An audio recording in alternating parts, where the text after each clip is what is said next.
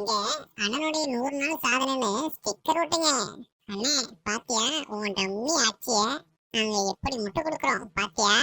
Secular பார்வையாளர்களுக்கு வணக்கம். நான் உங்கள் பரத் பேசிட்டு இருக்கேன். ரொம்ப முக்கியமான ஒரு சந்தோஷமான ஒரு விஷயம் என்னன்னா, நம்ம சேனல் கிட்டத்தட்ட ஒரு 1.5 கோடி பார்வையாளர்களை தாண்டி நம்ம பயணிச்சுட்டு இருக்கிறோம். சேனல் ஆரம்பிச்சு ஒரு 1.5 வருஷம் இருக்கும். ஒரு இடையில ஒரு 8 மாசம் வந்து பர்சனலா சில இடங்கள் அடி வாங்கினதுனால ரொம்ப லேக் ஆயிட்டேன். அந்த 8 மாசம் என்னால ப்ராசஸ் பண்ணவே முடியல. ஒருவேளை அந்த 8 மாசம் நான் இன்னும் கொஞ்சம் எஃபோர்ட் போட்டிருந்தேன்னா, சேனல் இந்நேரம் 1,00,000 சப்ஸ்கிரைபரை தாண்டி இந்த 1.5 கோடி பார்வையாளர்களும் இன்னும் ஒரு 2, 3 மடங்கு அதிகமாவே வந்திருக்க வாய்ப்பு இருக்கு. பட் அது என்னுடைய தவறு தான். ஆனா இந்த அளவுக்கு என்னைய வந்து நீங்க ஊக்கப்படுத்தி, தினந்தோறும் நான் போடக்கூடிய காணொளிகள பார்த்துக்கிட்டு, அதுக்கான உங்களுடைய கருத்துக்கள பதிவு பண்ணிக்கிட்டு, ஒரு நாள் வீடியோ போடாட்டி கூட, "என்ன தம்பி வீடியோ போடல?" அப்படின்னு கேட்கிற ஆட்களும் இருக்கிறீங்க. வீடியோல ஏதாவது நான் தவறா பேசியிருக்கேன் அப்படின்னா, அத கண்டிக்கக்கூடிய இடத்துலயும் நீங்க இருக்கிறீங்க. ஒரு அண்ணனா, தம்பியா, ஒரு மகனா அப்படின்ற ஒரு இடத்துல என்னைய வச்சு நீங்க பார்க்குறீங்க. ரொம்ப சந்தோஷமா இருக்கு. ஏன்னா நான் வீட்ட விட்டுட்டு லிட்டரலா வீட்ட விட்டு ஓடி வந்து தான் நம்ம சென்னைக்கு வந்தோம். ஒ பல விஷயங்கள் கடந்த 5 வருஷத்துல நெறைய நடந்திருக்கு. அதுவும் கடந்த ஒரு 1 வருஷமா என் லைஃப்ல நெறைய நெறைய மாற்றங்கள் எனக்குள்ளயே ஏற்பட்டிருக்கு. எல்லாத்துக்கும் காரணம் அ நீங்க தான். நீங்க குடுத்த நம்பிக்கை தான். ஏன்னா நடந்த சில கசப்பான சம்பவத்தெல்லாம் மீண்டு வந்திருக்கேன். ஸோ ரொம்ப நன்றி எல்லாருக்கும். ஏன்னா இத பத்தி பேசணும்னு நெறைய இருக்கு. ஒரு நாள் ஃபுல்லா உட்காந்து நான் பேசிக்கிட்டு இருப்பேன். ஓகே. இன்னைக்கு மேட்டருக்குள்ள போயிடுவோம். இன்னைக்கு முக்கியமான விஷயம் என்னன்னா, நியூஸ் பேப்பர் நான் காலைல வாங்கிட்டு வந்துட்டேன். தி ஹிந்து, தினமலர் 2 வாங்கிட்டு வந்திருக்கிறேன்.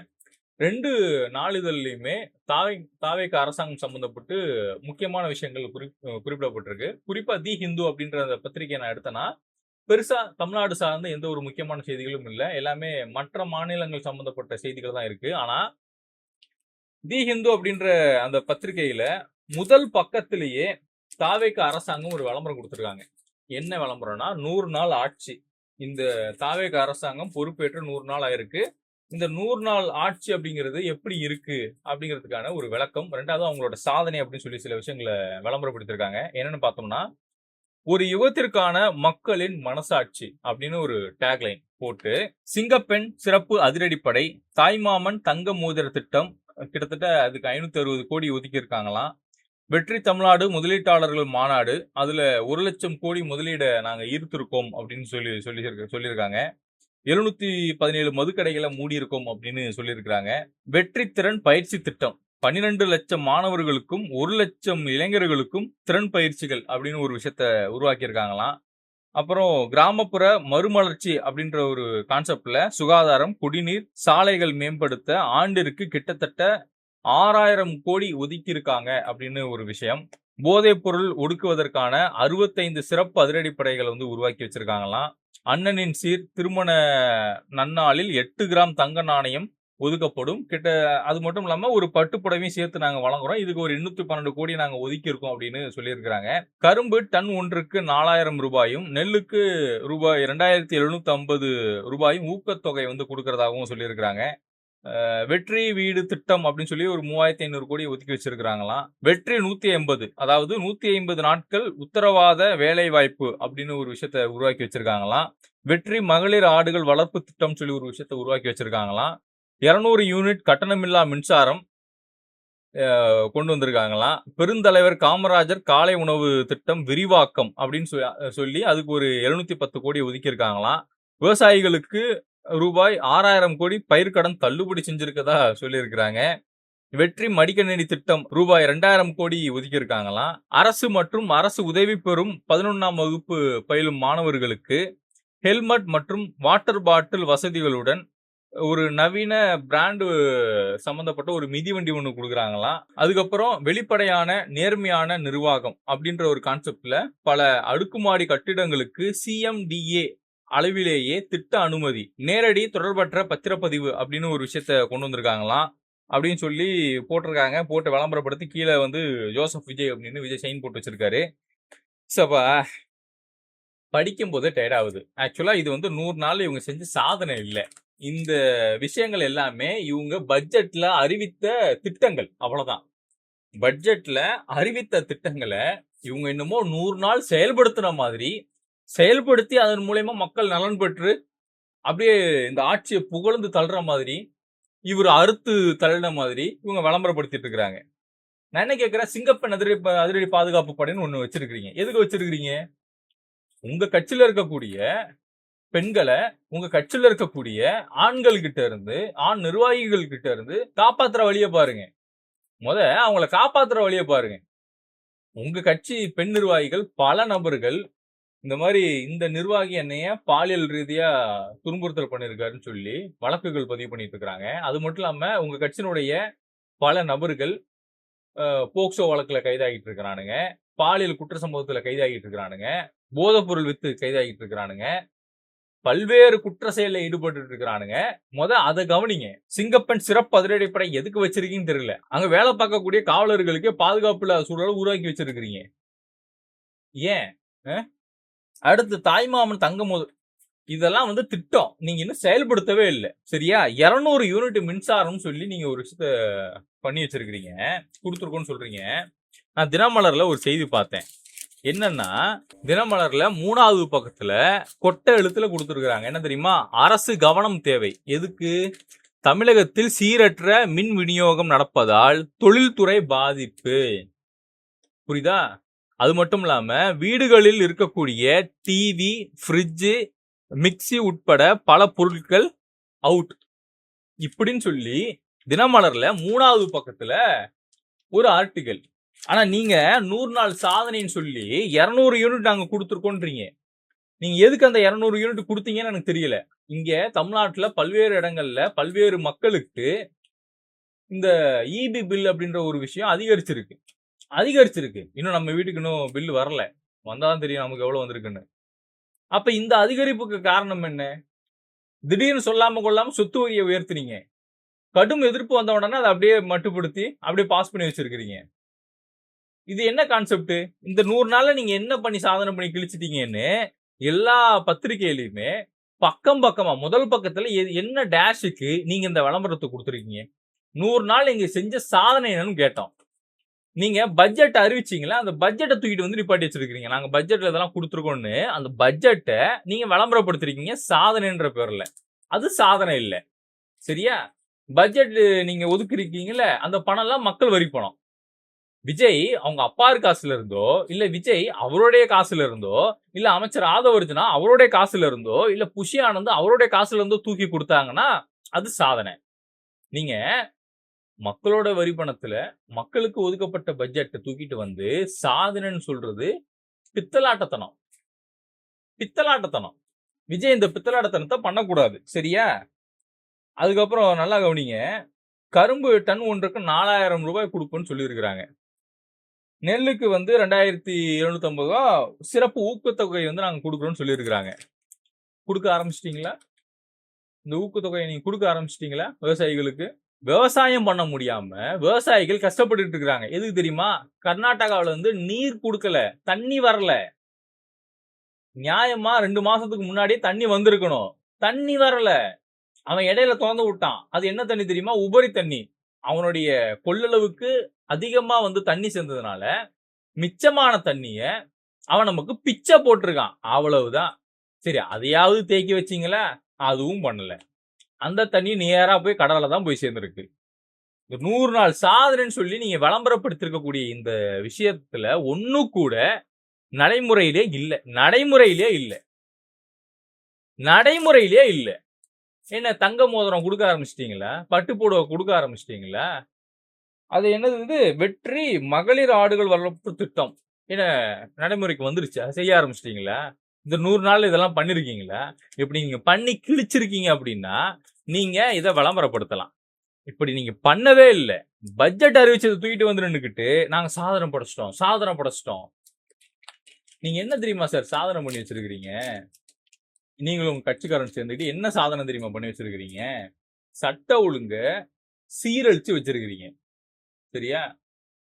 பாலியல் குற்ற வழக்குகள் கிட்டத்தட்ட 600 தாண்டி போயிட்டு இருக்கு தமிழ்நாட்டுல. 100 நாள் சாதனையா தமிழ்நாட்டுல தாவேக அரசாங்கம் ஆட்சிக்கு வந்த இந்த 100 நாள்ல 600க்கும் மேற்பட்ட பாலியல் குற்ற சம்பவங்கள் நடந்திருக்கு.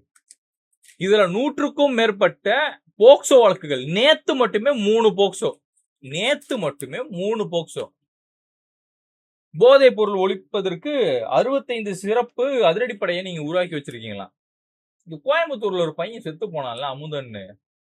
அவன காப்பாத்தாம இந்த 65 சிறப்பு படையும் எங்க போய் உட்கார்ந்துட்டு தலை வாரிக்கிட்டு இருக்காங்க?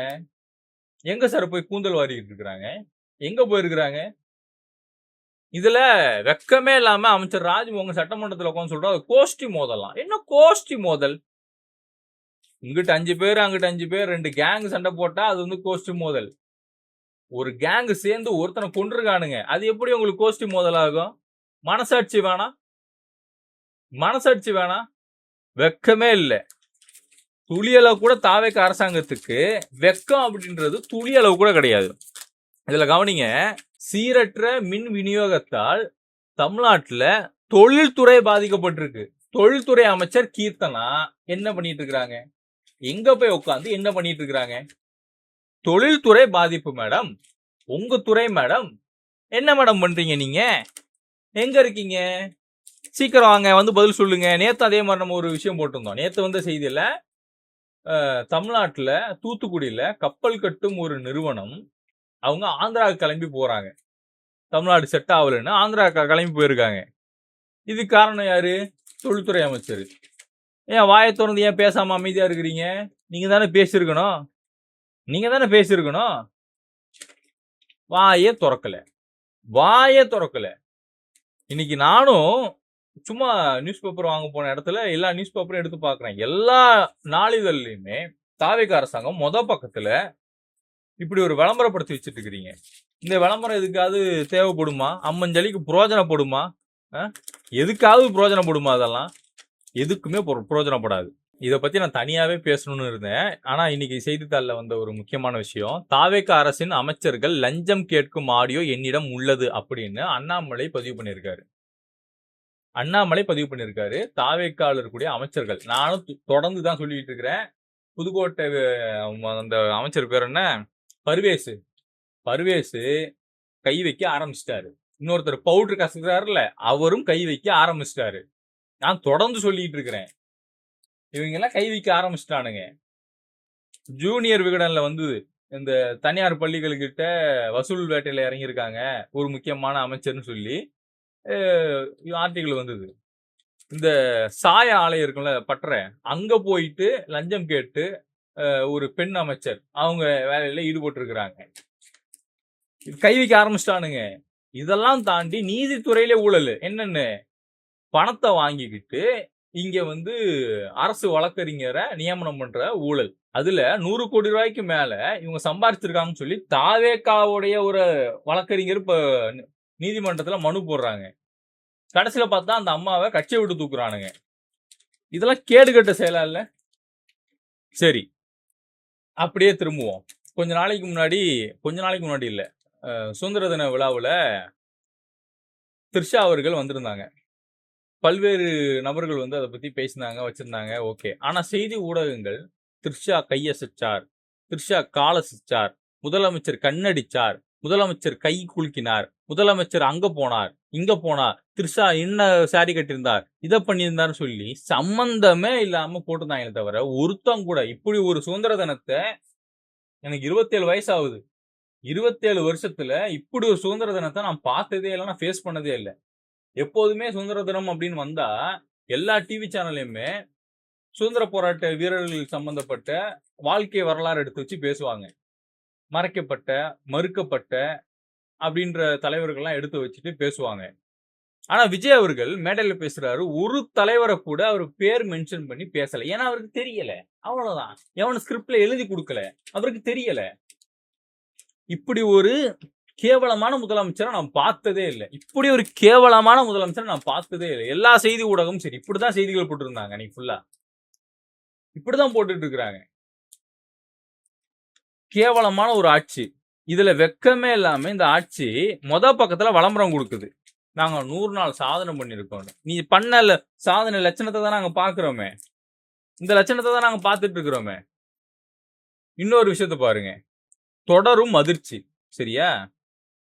கொசஸ்தலை ஆற்றில் டன் கணக்கில் இறந்த மீன்கள், ஆலை ரசாயன கழிவுகளே காரணம் என குற்றச்சாட்டு, வாழ்வாதாரம் பாதிப்பதாக மீனவர்கள் சாலை மறியல். எண்ணூர்ல நேத்து மக்கள் போராட்டத்துல ஈடுபட்டிருக்காங்க. இந்த போராட்டம் சம்பந்தப்பட்டு எந்த ஒரு செய்தியும் எந்த ஒரு ஊடகத்திலையும் வரவில்லை. நேத்து மக்கள் எண்ணூர்ல மீனவர்கள் போராட்டத்தில் ஈடுபட்டிருக்காங்க. காரணம், அருகில் இருக்கக்கூடிய தொழிற்சாலையிலிருந்து வரக்கூடிய கழிவுகள் அங்க நீர்ல கலக்கிறதுனால மீன்கள் பாதிக்கப்படுது, வாழ்வாதாரம் இந்த மக்களுக்கு பாதிக்கப்படுதுன்னு சொல்லி நேத்து போராட்டத்தில் ஈடுபட்டிருக்காங்க. இது சம்பந்தப்பட்டு எந்த ஒரு விளக்கமும் யார்கிட்ட இருந்தும் வரல. மீன்வளத்துறை அமைச்சர் எங்க போய் உட்காந்துருக்காருன்னு தெரியாது. எனக்கு தெரிஞ்சு மீன்வளத்துறை அமைச்சருக்கு இந்த நியூஸை நம்ம தூத்துக்குடியில போய் கொடுக்கணும். இங்க சென்னையில உட்காந்து கொடுத்தா அவர் ஏத்துக்க மாட்டாரு. தூத்துக்குடி வர சொல்லுவாரு. அங்க வந்து சரி என்ன பதில் சொல்ல போறாரு அப்படின்னு நம்ம பார்த்தா நோ கமெண்ட்ஸ் அப்படின்னு போவாரு. அது ஒரு தற்குறி அந்த அமைச்சர். 1ஆம் நம்பர் தற்குறி. அடிப்படையில என்னை விவாதத்துக்குலாம் உட்கார வைங்க பார்ப்போம். அந்த அமைச்சர் கூட நான் விவாதத்துக்கு நான் ரெடி. அந்த அமைச்சர்ல எந்த அமைச்சர் கூட வேணாலும், ராஜமோகன் கிட்ட கூட நான் விவாதத்துக்கு உட்கார்றேன். ஒரு பயல நேரடியா ஒரு 20 நிமிஷம் இன்டர்வியூ கொடுக்க சொல்லுங்க. நான் கேட்கிற ஒரு 20 கேள்விக்கு ஒரு கேள்விக்கு 1 நிமிஷம் டைம் எடுத்துக்கிட்டோம். 20 கேள்வி இல்ல ஒரு 10 கேள்வி. 10 கேள்விக்கு பதில் சொல்லிட்டாங்கன்னா ஓகே, நான் தாவேகாவில சேர்ந்துடுறேன். ஒரு 10 கேள்வி நம்ம கேட்கக்கூடிய எந்த கேள்விக்கும் அவன்கிட்ட பதில் இருக்காது. இதுல வெக்கமே இல்லாம 100 நாள் சாதனை. இன்னைக்கு எல்லா செய்தி ஊடகத்திலையும் எல்லா நாளிதழ்லையும் விளம்பரம். எதுக்கு இந்த முதலமைச்சர் இருக்காருன்னு எனக்கு தெரியல. ஒரு மானங்கட்ட முதலமைச்சரை நான் பார்த்ததே இல்ல. இப்படி ஒரு மானங்கட்ட முதலமைச்சரை நான் என் வாழ்க்கையிலேயே பார்த்ததில்லை. மக்கள் புரிஞ்சுக்கோங்க. இன்னைக்கு செய்தித்தாளில் வந்த செய்திகள் இதுதான். ஸோ இதை தயவு செஞ்சு முதலமைச்சருக்கு கொண்டு போய் சேருங்க. இன்னும் நிறைய செய்திகள் இருக்கு. முதலமைச்சருக்கு படிக்கிறதுக்கு டைம் இருக்குமான்னு தெரியாது. 2வது அவருக்கு படிக்க தெரியுமா நமக்கு தெரியாது. ஏன்னா அவர் குவாலிஃபிகேஷன் கிடையாது. இல்லை அவருக்கு எந்த குவாலிஃபிகேஷனும் கிடையாது. நடிச்சாரு, வந்தாரு, உட்காந்துட்டாரு. அதனால அவருக்கு வந்து எதுவுமே எந்த ஒரு பேசிக்குமே அவர்கிட்ட இல்லை. பேசிக் ஒரு ஒரு அடிப்படை தகுதி இல்லாத ஒரு முதலமைச்சர் ஆவதற்கான எந்த ஒரு தகுதியும் இல்லாத ஒரு முதலமைச்சர் தான் இந்த ஜோசப் விஜய். என்னோட இணைந்திருக்கும் அனைத்து உறவுகளுக்கும் நன்றி.